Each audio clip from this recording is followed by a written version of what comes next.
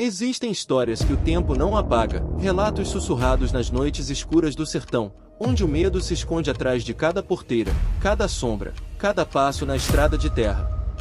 Eu sou a voz por trás dos sussurros, e neste vídeo você vai ouvir 4 relatos sobrenaturais vindos do interior do Brasil. Prepare-se, o que você vai escutar talvez nunca mais saia da sua cabeça. Apague as luzes, coloque o fone de ouvido, e venha ouvir os sussurros do sertão.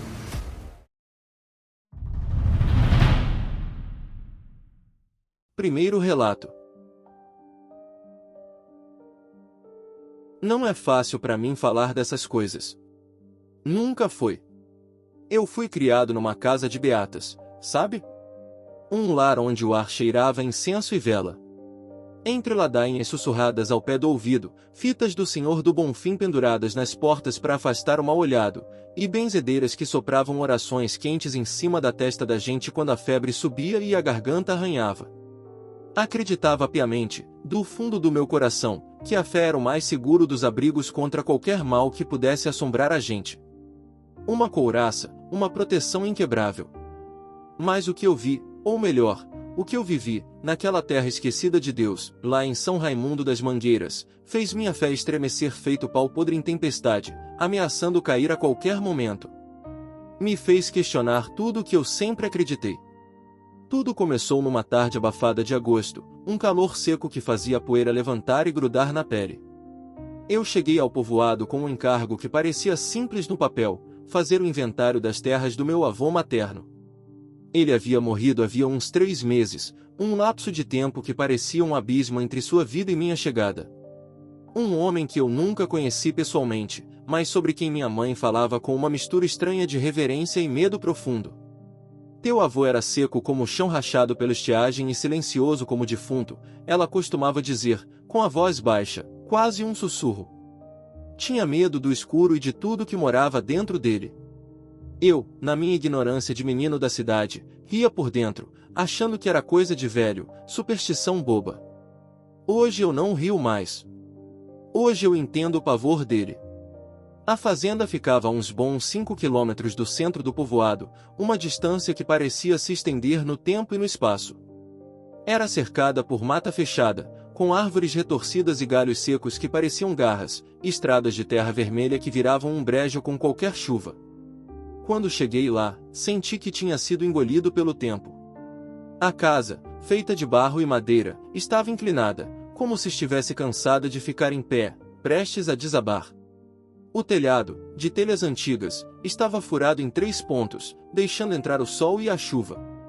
E o mato, o mato selvagem alcançava quase o batente da porta, parecendo querer engolir o que restava daquele lugar. Fui recebido por Genésio, o caseiro da fazenda, que já devia estar lá há décadas. Um homem com o rosto talhado por rugas profundas, a pele curtida de sol e vento, e olhos fundos demais, de um tom cinza opaco, como se tivessem visto demais e guardassem segredos insondáveis para alguém ainda vivo. Aqui não se dorme sozinho, seu moço, foi a primeira coisa que ele me disse, logo depois de me servir um café ralo e amargo, que parecia ter sido coado com água de açude. Depois da meia-noite, tem coisa que anda por essas bandas. Coisa que não é desse mundo. Achei que fosse folclore de interior, superstição de quem viu demais e entendeu de menos sobre a vida na roça. Tentei disfarçar um sorriso descrente, mas Genésio falava com uma seriedade tão gélida, um tom tão convicto, que me calou. Não havia espaço para risadas ali. Naquela primeira noite, contra minha vontade, mas seguindo o conselho dele, dormi na rede da cozinha, que ele armou para mim. Uma vela tremeluzia ao meu lado, como ele recomendou, sua pequena chama lutando contra a escuridão que parecia viva lá fora. O silêncio era tão denso que eu podia ouvir meu próprio coração batendo. Lá pela meia-noite, a vela começou a piscar sozinha, e então, ouvi o primeiro sinal. Era um som grave. Um tum, tum, cadenciado, pesado, como a batida de um tambor abafado, vindo de muito longe, do fundo da mata escura, mas era forte o bastante para fazer vibrar os copos na prateleira rústica e o chão de terra batida sob a rede. O ar ficou pesado e frio, mesmo na noite abafada. Genésio, que dormia em outra rede ali perto, abriu os olhos devagar, sem se mover, e sussurrou com a voz quase inaudível, como quem não queria acordar o passado, ou algo que estivesse ali perto. Ele voltou. É o tambor da alma penada. Aquele que não encontra paz. Pensei que ele estava brincando, que queria me assustar, mas o pavor em seus olhos era real. No dia seguinte, Genésio, com a voz embargada e a cada palavra parecendo tirar um peso de dentro do peito, me contou a história. Isso vem do tempo da escravidão, seu moço. Lá na senzala dessa fazenda, tinha um tamborzeiro, um homem de axé, de reza forte, que fazia os rituais. Ele fugiu, não aguentou mais a chibata. Dizem que ele se escondeu nessas terras, nas grotas, e que o seu avô, o pai da sua mãe, o homem seco que ela falava, era um fazendeiro cruel. Ele mandou caçar o tamborzeiro como se caça um bicho. Foi pego e morto ali, perto do açude, com requintes de crueldade. Antes de morrer, jogado na lama, dizem que amaldiçoou a terra e a família. Jurou que voltaria toda a lua minguante para buscar quem lhe devia sangue, para cobrar o que lhe foi tirado. E ele não volta sozinho, não. Ele traz o tambor do outro lado. A cada noite que passava, o som se aproximava, mais perto, mais forte. Tum, tum, tum. Como um coração monstruoso batendo no escuro impenetrável, um ritmo de agonia que se infiltrava na alma. Eu parei de dormir. Meus olhos ficavam abertos, fixos no teto, esperando o som que sabia que viria. Na terceira madrugada, o som parecia vir da própria porta da cozinha, da parede ao lado da minha rede. A madeira tremia, as telhas rangiam como se alguém andasse por cima da casa, passos lentos e pesados. Genésio chorava baixinho no canto, cobrindo o rosto com as mãos calejadas, repetindo sem parar. Não olha pela janela, não olha, seu moço, por favor, não olha. Mas eu não podia, não conseguia evitar. Uma força invisível, uma curiosidade mórbida me puxava. Eu tinha que ver. Empurrei devagar a tábua de madeira que servia de veneziana na janela. A luz da lua minguante, fraca e pálida, se espremia entre as nuvens e as árvores retorcidas, revelando a cena. E eu vi. Do meio do mato, vindo em direção à casa, surgiu uma figura. Era um homem, ou o que restava dele, coberto por uma fumaça espessa, esverdeada, que se arrastava pelo chão. Usava um manto velho, rasgado, que mal cobria os ossos, e no peito, pendurado por cordas podres, levava um tambor velho, de couro ressecado. O rosto era uma caveira coberta por um pano sujo, molhado, e os olhos eram buracos vazios, negros como um poço sem fundo, que pareciam me sugar para dentro deles. A cada passo lento e arrastado que ele dava, batia no tambor com mãos descarnadas, que eram apenas ossos. Tum, tum, tum. O som era oco, úmido, e fazia meu sangue gelar. Quando parou diante da casa, a poucos metros da janela, ele ergueu a cabeça, devagar, e olhou direto para mim, para dentro da fresta. Eu congelei. Um frio sobrenatural, glacial, atravessou minha espinha e paralisou cada músculo do meu corpo. Meus dentes começaram a bater, incontroláveis. Era a criatura mais horripilante que eu já havia visto. Você viu, disse Genésio, atrás de mim, com a voz sumindo em um tremor incontrolável. Agora ele sabe seu nome. Ele vai vir atrás de você. Desde aquela noite terrível, o tambor nunca mais parou. Cada madrugada trazia o som mais alto, mais pesado, mais insistente.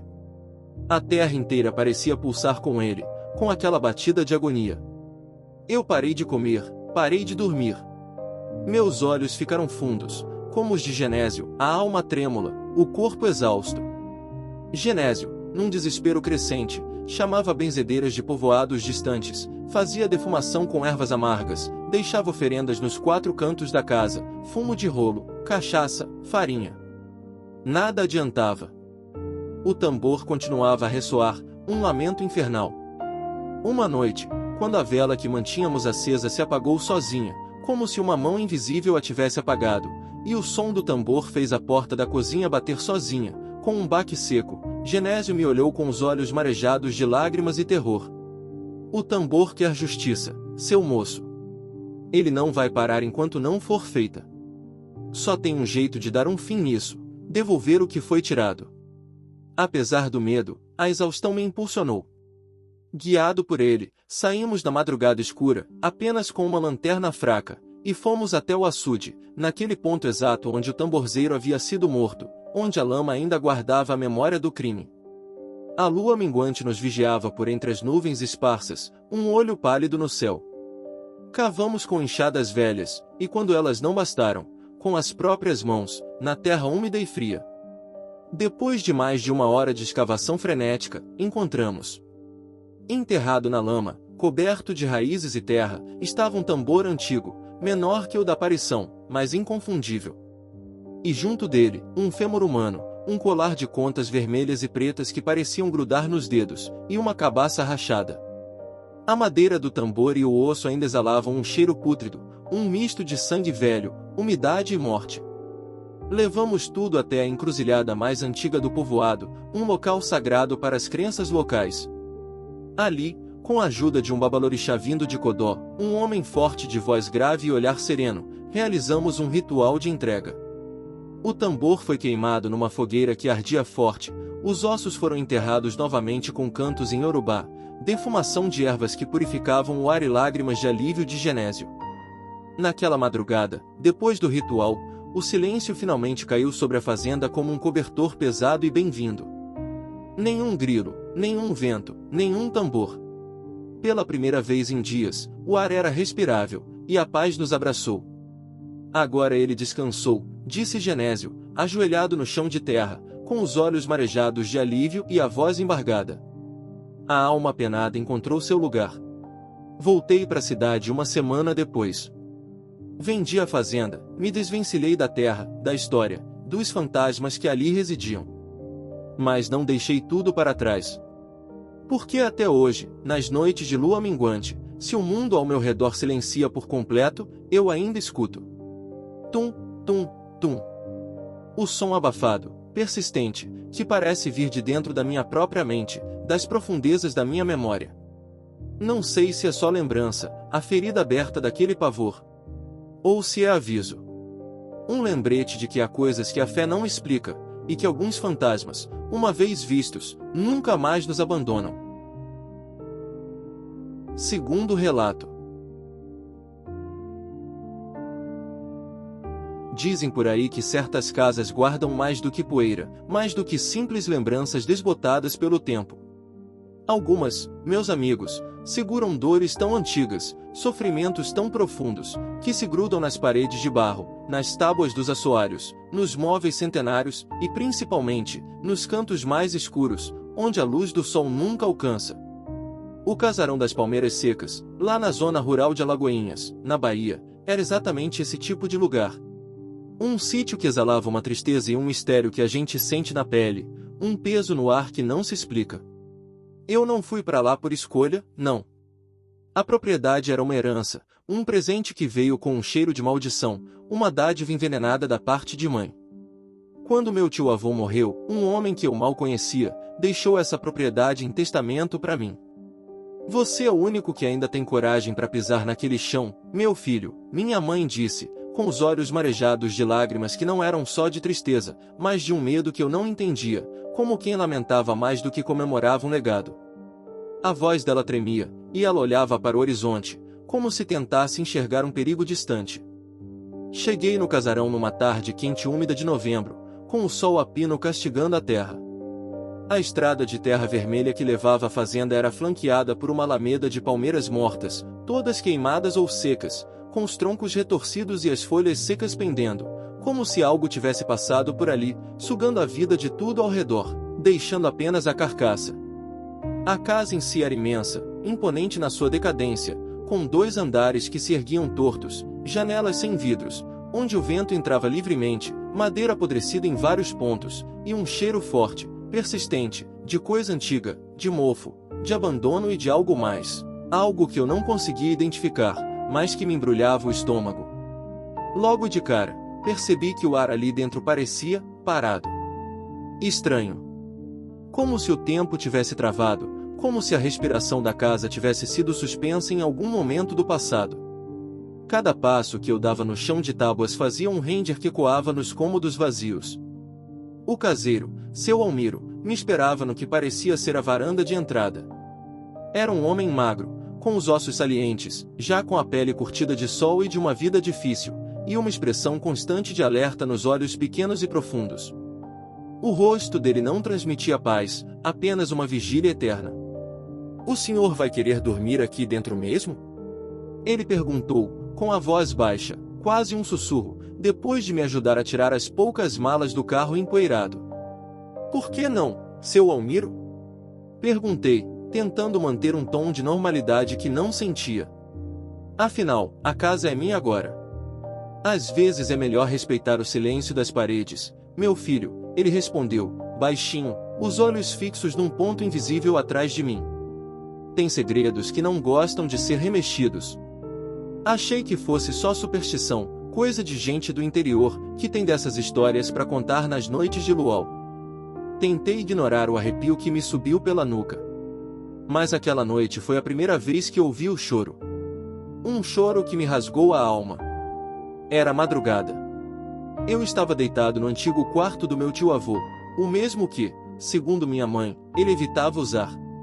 A cama rangia com qualquer movimento, e o calor era sufocante, mesmo com a janela aberta. Foi quando ouvi um som baixo, abafado, que parecia vir do andar de baixo. Um choro de mulher. Não era um gemido de dor, não era um soluço comum. Era um lamento. Profundo, desesperado, que parecia vir de uma tristeza infinita, de uma dor que não terminava nunca. Aquela voz me chamava, ou me convidava a sentir a mesma agonia.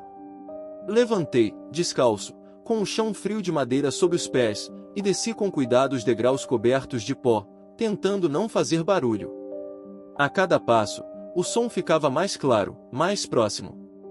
Vinha da sala principal, a sala de visitas, um cômodo enorme e vazio. Quando cheguei na porta, vi apenas o escuro impenetrável. Nenhuma alma viva. Nenhum sinal de onde o som pudesse vir. Mas o choro cessou no exato momento em que pus os pés no chão frio da sala, como se soubesse da minha presença. "Tem alguém aí?" Perguntei, com a voz embargada pelo medo e pela adrenalina, sem obter resposta, apenas o silêncio pesado da casa. Voltei pro quarto perturbado, o coração batendo forte no peito, mas tentei me convencer de que era coisa da minha cabeça. Cansaço. Estresse da viagem. Imaginação fértil, por causa das histórias do seu Almiro. Mas o choro voltou. Na noite seguinte, e na outra. E na outra. Sempre à mesma hora, entre a meia-noite e as 3 da manhã. Sempre do mesmo lugar, da sala principal. E cada vez mais nítido, mais real. Eu não conseguia mais dormir. Os olhos ficavam grudados no teto, esperando o lamento que sabia que viria. Fui procurar seu Almiro na manhã seguinte, com os olhos fundos e o corpo exausto. Precisava de respostas. Aquela mulher nunca descansou, seu moço, ele disse, com a voz ainda mais baixa, depois de me servir um café forte numa caneca lascada, como se contasse um segredo ao vento. Dizem que ela era esposa do primeiro dono da casa, um coronel muito rico e cruel, invejado por todos. Ele pegou ela com um amante, um peão da fazenda, no quarto do sótão. E no meio de um ataque de fúria, com os olhos vermelhos de ódio, trancou os dois lá dentro e pôs fogo na casa. Ninguém saiu de lá vivo. Nem corpo sobrou, virou tudo cinza. "E por que ela chora, seu Almiro?" Perguntei, com um nó na garganta. Porque ninguém escutou. Nem ajudou. Os empregados tinham medo do coronel e ficaram calados. E ela ainda tá lá, pedindo para ser lembrada, para que a dor dela não seja esquecida. Uma curiosidade mórbida, ou talvez uma necessidade de entender o que eu estava vivendo, me impulsionou. Resolvi subir no sótão naquela mesma tarde, ignorando o pressentimento ruim. A escada era estreita, de madeira podre, quase escondida atrás de uma estante velha, coberta por um emaranhado de teias de aranha. Ninguém usava aquele espaço há décadas, talvez desde o incêndio. Quando abri a porta, fui tomado por um cheiro de queimado, um cheiro forte de fumaça e carne queimada, mesmo depois de tantos anos, um cheiro que parecia impregnado nas fibras da madeira. O cômodo era pequeno, com marcas de fuligem escuras nas paredes e restos carbonizados no chão, que pareciam ossos e objetos irreconhecíveis. No canto mais escuro, perto da clarabóia empoeirada, havia uma cadeira antiga, com um assento rachado e empoeirado. E atrás dela, algo que parecia uma sombra. Uma mancha escura, mais densa do que a escuridão do sótão, que não se movia, mas que parecia me observar, me pesar com um olhar invisível. Senti um frio cortante, não da temperatura do ambiente, mas um frio de pavor. Voltei correndo pela escada, sem pensar, o coração batendo como um martelo no peito, sentindo que a sombra estava atrás de mim. Nessa noite, o choro virou grito. Um grito agudo, desesperado, como se uma mulher estivesse sendo queimada viva, um grito de agonia que ecoava pelos corredores da casa e entrava pelos meus ouvidos. Por que você me deixou? A voz ecoou, rouca, rasgada e cheia de uma dor excruciante. Eu só queria sair, porque ninguém abriu a porta. Me escondi debaixo das cobertas, tremendo incontrolavelmente como uma criança desamparada, o corpo inteiro em espasmos de medo. O som de passos arrastados subindo a escada rangente do sótão me gelou até os ossos, e eu ouvia cada rangido se aproximando do meu quarto. A porta se abriu devagar, com um rangido assustador, e o quarto ficou tomado por um cheiro insuportável de carne queimada, de fumaça e de sangue. Era o mesmo cheiro que eu sentirá no sótão, mas agora era muito mais intenso, me sufocando. Ele trancou a porta, a voz continuava, agora mais próxima, mais presente, como se estivesse bem ao meu lado. Eu bati. Eu gritei. Eu implorei. Mas ninguém abriu. Ninguém me ajudou. O colchão afundou do meu lado, como se um corpo invisível tivesse se deitado, e uma respiração quente, com um cheiro de fumaça e sangue, roçou meu pescoço, me causando arrepios e náuseas. Eu gritei. Um grito agudo e desesperado que pareceu rasgar a noite. E apaguei. Acordei com seu Almiro me abanando, desesperado, me chamando pelo nome. Ele estava pálido, com os olhos esbugalhados. O senhor foi mexer onde não devia, meu filho, ele disse, me ajudando a levantar da cama, que agora parecia normal. Ela não gosta de ser lembrada sem respeito. Ela estava muito brava. No dia seguinte, sem perder tempo, contratamos uma equipe para benzer a casa. Trouxemos uma mãe de santo de Salvador, uma mulher forte e de fé inabalável, que passou 2 dias inteiros lá dentro, rezando, defumando os cômodos com ervas e fumaça, e deixando oferendas especiais no lugar do antigo sótão, onde o incêndio havia ocorrido. Colocaram um espelho negro na entrada do quarto onde eu dormia, e selaram a porta do sótão com símbolos e rezas que eu não reconheci, mas que pareciam ter um poder ancestral. Na última noite, antes de ir embora, já com as malas no carro, ouvi a voz dela mais uma vez. Mas não era choro, nem grito, nem lamento. Era um sussurro calmo, sereno, quase agradecido, que o vento trouxe até mim. Agora posso ir, posso descansar em paz. Desde então, o casarão das palmeiras secas ficou em silêncio. Um silêncio que agora não era de pavor, mas de paz. Nunca mais voltei lá. Vendi a fazenda por um preço muito baixo, deixando para trás a terra, a história, os fantasmas que ali habitavam. Mas não deixei tudo. Porque até hoje, em algumas noites, quando o mundo silencia e a escuridão me cerca, ainda sonho com um cheiro de fumaça. E com o som da porta do sótão se fechando, lentamente, atrás de mim, de forma definitiva, selando o destino daquele espírito torturado. Terceiro relato. Eu nunca fui de acreditar muito nessas histórias de alma penada, assombração ou coisa do tipo. Sempre fui mais pé no chão, criado na roça, acostumado com a lida dura e os barulhos da noite, grilo, coruja, vento assobiando por entre as frestas das tábuas. Mas o que aconteceu comigo naquela estrada de areia branca, mudou tudo. Foi no ano de 1999, eu me lembro bem porque era o tempo da seca braba, quando até o açude grande da região virou poeira. Eu trabalhava como vaqueiro na fazenda Passagem do Meio, um lugar velho, mas ainda de pé, a uns 15 quilômetros da vila. A fazenda era cercada por mato fechado, e a única ligação com a vila era a estrada de areia branca, um caminho de chão, estreito, ladeado por muros de pedra e árvores secas que pareciam esticar os galhos como dedos de defunto. Naquela noite, eu tinha ido até a vila deixar uma encomenda pro patrão e aproveitei para visitar minha tia Lourdes, uma mulher de fé, rezadeira das boas, que morava sozinha perto da igrejinha de São Damião. Acabei ficando mais do que devia, e quando me dei conta, já era quase 11h30 da noite. Tu vai mesmo voltar agora, menino? Perguntou tia Lourdes, com os olhos arregalados. Hoje é noite de sexta-feira, e lua minguante. E daí, tia? Já caminhei nessa estrada de tudo quanto é jeito. Ela se aproximou, séria, e me deu uma vela bentinha e um galinho de arruda. Se ouvir sinos ou vozes, não responde. Não olha para trás. E pelo amor de Deus, se ver uma luz, se esconde no mato. Ri, meio sem jeito, e agradeci. Peguei a mochila, amarrei bem as botas e fui embora. A estrada estava mais silenciosa do que de costume. Nem o canto dos bichos se ouvia.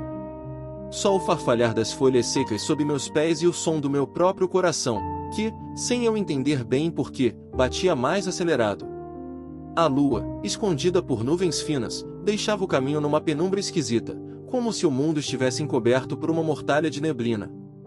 Foi ali, depois da curva da Pedra do Urubu, que começou. Primeiro, um som distante de sinos, como aqueles sininhos de missa. Fracos, mas inconfundíveis. Depois, uma cantoria arrastada, lenta, como ladainha de velório. Parei. O som vinha de trás. Meus pelos arrepiaram de um jeito que nunca tinham arrepiado antes. Apertei o passo, o coração aos pulos, e foi aí que ouvi um sussurro, bem baixinho, do lado da minha orelha. Anda com calma, eles estão chegando. Gelei. Virei para trás num reflexo, mesmo lembrando do aviso da minha tia. Não vi ninguém. Só aquela estrada vazia, coberta de poeira branca. De repente, um vento frio soprou forte, como se o mato inteiro respirasse ao mesmo tempo. A areia da estrada se levantou, e no meio da poeira, comecei a ver formas. Sombras. Vultos que surgiam do nada, andando devagar, em fila. Uma procissão. Homens, mulheres, crianças, todos com roupas antigas, como se saídos de outro século. Sujos, feridos, com olhos fundos e vazios. Alguns carregavam velas apagadas, outros tinham as mãos juntas em prece. E o som da cantoria aumentava. Requiem aeternam, dona eis, domine. Foi quando eu vi ele. Um homem alto, com batina preta rasgada, segurando um crucifixo torto na mão. Os olhos, meu Deus, os olhos dele eram como 2 buracos sem fundo. E ele olhava direto para mim. Você veio cedo demais, ele murmurou, com uma voz que não parecia humana. Quis correr, mas as pernas não obedeciam. Meu corpo inteiro congelou, e a procissão foi passando por mim, um a um. Alguns me olhavam, outros pareciam nem me notar. Mas todos exalavam um cheiro de terra molhada e cera derretida. Do meio da multidão, uma criança se destacou. Uma menininha, com um vestido branco encardido e o rosto manchado de terra. Moço, me ajuda a voltar para casa? Ela estendeu a mãozinha. Era ossuda, fria, quase transparente. Eu estava prestes a estender a minha quando ouvi, lá de longe, a voz da tia Lourdes ecoando na minha cabeça. Se ouvir vozes, não responde. Recuar foi o instinto. Fechei os olhos, me ajoelhei e comecei a rezar tudo o que lembrava. Pai Nosso, Ave Maria, Credo, tudo enrolado. E, no meio da prece, senti o silêncio voltar. Quando abri os olhos, a estrada estava vazia. Só os rastros na areia denunciavam que algo tinha passado por ali. Corri como nunca corri na vida. Cheguei na fazenda esbaforido, branco feito calgenésio. O vaqueiro velho que dormia perto do curral, me olhou assustado. Viu eles, né? Assenti, sem fôlego. Essa estrada tem dono, menino. Todo ano, na sexta da lua minguante, eles passam, recolhendo as almas perdidas que ousam cruzar o caminho deles. Desde então, nunca mais andei sozinho por aquela estrada. Nem de dia. E até hoje, quando a noite cai e a lua se esconde, juro que ainda ouço os sinos, bem de longe. E rezo. Rezo para nunca mais cruzar com a procissão dos mortos de areia branca. Quarto relato. Não é fácil lembrar do que aconteceu naquele verão, mas a memória insiste em voltar, principalmente quando a noite cai e o vento passa assobiando por entre as telhas. Eu tinha 10 anos na época, e minha mãe me mandou passar as férias na casa da minha tia veneranda, numa vila pequena do sertão baiano chamada Lagoa Branca. Ela dizia que o ar do interior faria bem para minha saúde, mas hoje eu sei que aquele lugar guardava muito mais do que poeira e sol rachando. A casa da minha tia ficava a poucas léguas do cemitério velho, um campo cercado de mandacarus e cruzes de madeira carcomida, que parecia ter parado no tempo. Diziam que ninguém mais enterrava defunto ali desde a década de 50, depois que a nova capela foi construída no outro lado da vila. Mas o antigo cemitério continuava ali, firme, como se recusasse a desaparecer. Foi numa dessas tardes, logo no começo da minha estadia, que eu o vi pela primeira vez. Não chega perto do cemitério velho, menino, minha tia alertava sempre. Aquilo lá é lugar de alma penada. Mas eu era curioso. Muito curioso. E foi essa curiosidade que me levou a dar a volta pelos fundos da casa, atravessar o capinzal seco e encontrar um menino sentado de frente para uma cruz torta. Estava de costas para mim, com a cabeça baixa, como se rezasse. Usava uma camisa branca de botão, toda suja de terra, e uma calça remendada nos joelhos. O cabelo era preto e liso, grudado na testa. Fiquei ali, parado, sem saber se chamava ou corria. De repente, ele falou, sem se virar. Eles ainda escutam, sabia? A voz era baixa, rouca, como se viesse de muito longe. Quem escuta? Perguntei. Os que estão aqui embaixo. Eles só querem alguém para conversar. E apontou para a cruz torta na frente dele. O nome entalhado na madeira já estava apagado pelo tempo. Só dava para ver parte da inscrição, Ana, e o resto, o tempo levou. Voltei correndo para casa, coração disparado. Não contei nada para minha tia. Mas no outro dia, fui lá de novo. E ele estava no mesmo lugar. Sempre na frente da mesma cruz. Qual o seu nome? Perguntei, com coragem de sobra e juízo de menos. Ele olhou por cima do ombro, e pela primeira vez vi seu rosto. Tinha olhos fundos, tristes, e um sorriso que não alcançava os olhos. Eu me chamo Kaique. Mas ela me chama de menino. Quem é ela? Ele só apontou para a cruz torta. A partir daquele dia, virei habitué do cemitério velho. Todo fim de tarde, Kaique já estava lá. Às vezes, ficava em silêncio. Outras vezes, murmurava palavras que pareciam preces em outra língua. E em algumas ocasiões, chorava baixinho. Uma noite, sonhei com a cruz. No sonho, ela tremia, como se alguém por baixo da terra tentasse sair. Acordei encharcado de suor. Ouvia um sussurro vindo do quintal. Me levantei, pé ante pé, e fui até a janela. Kaique estava lá. Parado. Me olhando. O rosto pálido sob a luz da lua. Eles estão com fome, ele disse. Estão esquecidos. Na manhã seguinte, decidi contar para minha tia. Ela ficou branca feito cera. Você viu esse menino? De novo? Assenti. Isso não é bom. Não mesmo. Ela puxou uma caixa de madeira debaixo da cama, tirou de lá um rosário preto e uma foto antiga. Me mostrou a imagem com dedos trêmulos. É esse aqui? Era ele. Mesmo cabelo, mesma roupa. Só que a foto estava amarelada, com bordas comidas pelo tempo. Esse menino morreu em 1962, Daniel. Foi enterrado no cemitério velho, bem ali onde fica a cruz torta.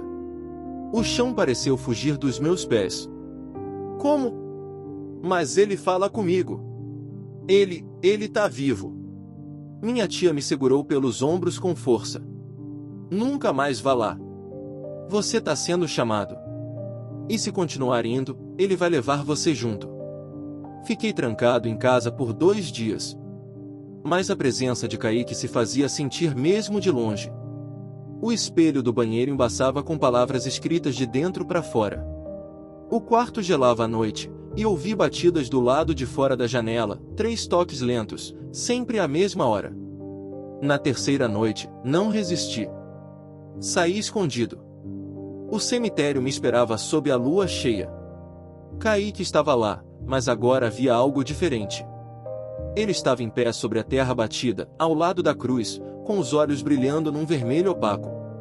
Você voltou, disse ele, com a voz mais grave. Agora posso te mostrar. A cruz torta caiu no chão com um estalo seco. A terra começou a se abrir, lenta, rangendo. Um cheiro podre tomou o ar. De dentro do buraco, uma mão mirrada surgiu, coberta de terra e vermes. Kaique estendeu a própria mão para mim. Ela quer conhecer você. Eu gritei. Gritei até os pulmões arderem. Corri sem olhar para trás. Naquela noite, minha tia chamou um padre de outra cidade. Fez exorcismo na casa. Mandou-o benzer até o poço do quintal. No dia seguinte, fomos embora. Nunca mais voltei à Lagoa Branca. Minha tia vendeu a casa.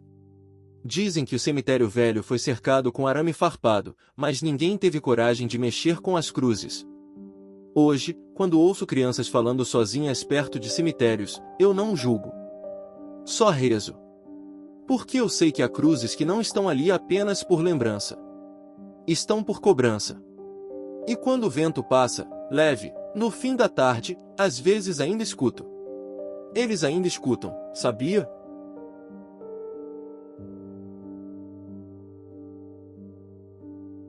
Essas histórias que ouvi e vivi ainda me assombram. O sertão guarda segredos, e nem todo silêncio vem da paz. Às vezes, é só o medo se escondendo nas frestas.